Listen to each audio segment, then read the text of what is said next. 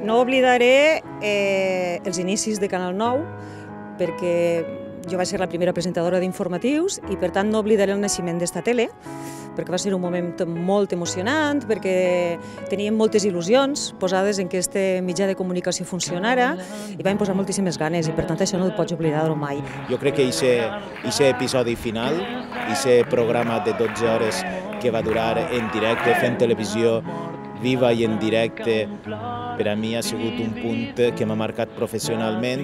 i un punt molt important de la meva carrera, sens dubte. I ja no te parle només de coses grosses que passen, de successos o de, no sé, de qualsevol notícia, ja cosetes que passen en pobles més xicotets i més allunyats i més d'interior.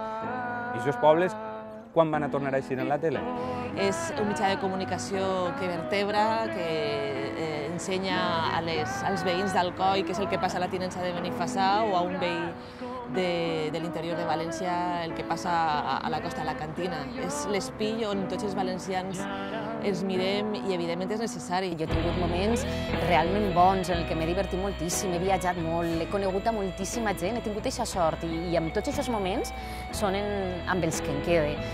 El pitjor de tot és que sí, l'últim va ser molt dur i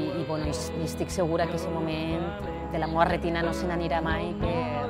per molts dies que passen i per moltes coses que passen en la meva vida.